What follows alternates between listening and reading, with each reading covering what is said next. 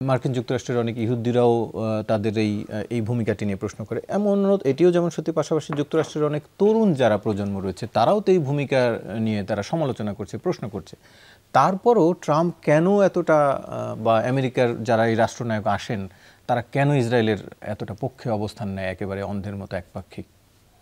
এটা বুঝতে হলে অ্যাকচুয়ালি আমেরিকান ইলেকশন সিস্টেম এবং ওদের যেই ইন্টারনাল যে রিপাবলিকান পার্টি অথবা যারা পাওয়ারে থাকার জন্য ওদের যে টোটাল পলিটিক্যাল ইকোনমিটা আছে সেটার উপরে জোর দিতে হবে। বাট এই কথাটা সঠিক যে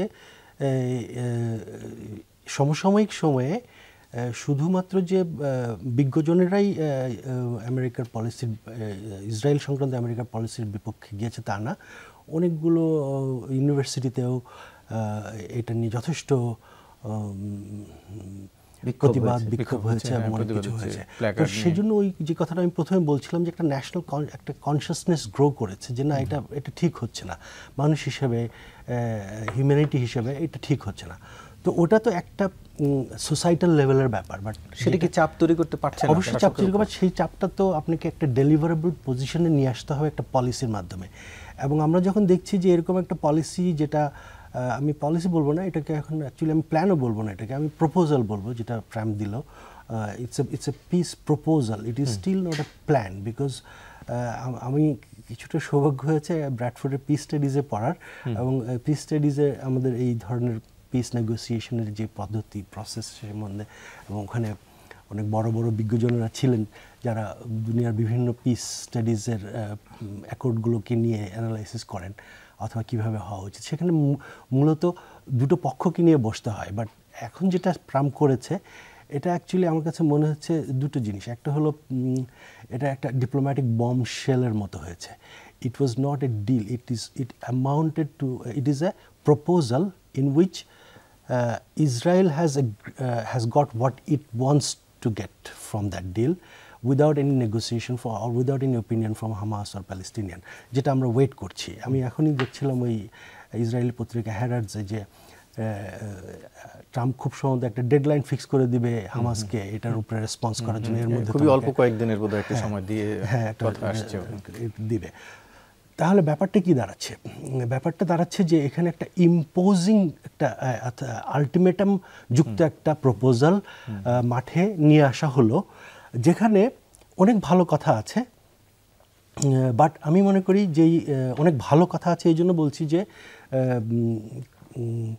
কিছু কিছু জিনিস দেখলে মনে হবে যে খুব কসমেটিকলি, বাট এগুলো আরও অ্যাম্বিগুইটি তৈরি করবে। দুটো জিনিস অথবা তিনটে জিনিসের কোনো অ্যাম্বিগুইটি নাই এটার মধ্যে, এই প্ল্যানটায় 20 দফার।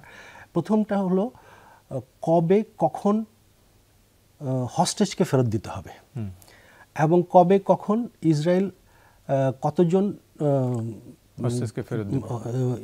যাদেরকে শাস্তি দেবে, তাদেরকে প্রিজনারকে ফেরত দেবে, 250 জন এবং 1700 জন যাদেরকে তারা ইলিগালি ডিটেইন করেছিল, 250 জন যাদেরকে তারা শাস্তি দিয়েছিল, লাইফ সেন্টেন্স দিয়েছিল।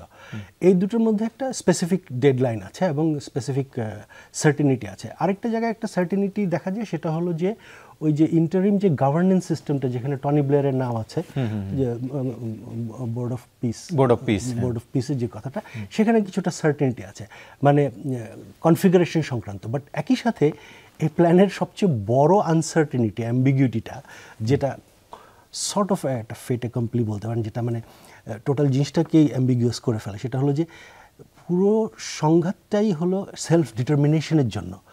ওটার সম্বন্ধে কোনো কথাবার্তা নাই, এবং ওটা রাখা আছে 20 নম্বর প্যারাগ্রাফে, যে এটা পরবর্তীতে আলোচনা করে একটা সেলফ ডিটারমিনেশনের রোডম্যাপ অথবা কিছু একটা তৈরি হবে। তো এখন দেখার ব্যাপার যে হামাস অথবা প্যালেস্টাইনিয়ান অথরিটি যেই হোক, এটার ব্যাপারে তারা কি ধরনের রিভিউ করে অথবা রিভিউ করে কি ধরনের প্রপোজাল দেয়। অনেকে বলছেন, বিজ্ঞ একজন আমি যাকে কিছুটা ফলো করি, যদিও আমি তার মানে তার তুমি যেই লাইনে ইন্টারন্যাশনাল রিলেশনসটাকে বিশ্লেষণ করেন সেই লাইনটা আমি করি, আমি মির শাইমের কথা বলছি। উনি বলছেন যে এটা একটা trap, because he is thinking or his thoughts are grounded on realist theory. আমার thought is grounded on constructivism, যেটা একটু ডিফারেন্ট দ্যান রিয়েলিজম। বাট ওনার কথাটা হলো ট্র্যাপ। এবং এটি এটা আরো অনেকেই বলছেন হ্যাঁ, যে এটা এবং একটা কোনোভাবেই এবং ওখানে যুক্তিও আছে যথেষ্ট। But at the same time আমি রিয়ালিটিকে দেখছি যে রিয়ালিটিতে কিন্তু সুমুদ ফ্লোটিলা যাচ্ছে, রিয়ালিটিতে কিন্তু কলম্বিয়ার মতো দেশও সাহস পাচ্ছে, রিয়ালিটিতে কিন্তু বেনজামিন নেতানিয়াহুকে কাতারের কাছে মাফ চেতে হচ্ছে, যেটা অকল্পনীয় ছিল যে যদি কেউ ওনার বক্তব্যটা ইউএন জাতিসংঘের সাধারণ পরিষদে উনি যেরকম একটা ফ্ল্যামবয়েন্ট কিছুটা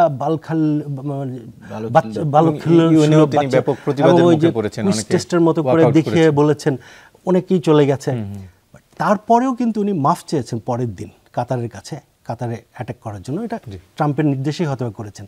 তার মানে রিয়ালিটিটা কিছুটা এরকমও আছে। বাট একই সাথে আমি মনে করি যে এই প্রপোজালটার উপরে যে রিভিউটা হবে এবং হামাসের যে রিভিউটা আসবে সেখান থেকে এই জন্য আমি হোপফুল যে এটা একটা হোপ দেয় যে, কারণ আপনি চিন্তা করতে হবে 66,000 লোক মারা গেছে এখন পর্যন্ত। যে লোকটা মাঠে আছে তার জন্য কিন্তু কিছু একটা ধরে বেঁচে থাকার চিন্তা থাকবে, যদিও তার সেলফ ডিটারমিনেশনের ইচ্ছাটা প্রবল। এটা কিছুটা একটা হোপ দেয়। ওই যে শশাঙ্কের রিডামশনে একটা ডায়লগ আছে না লাস্টের দিকে, যে hope is a dangerous thing but it is the only best thing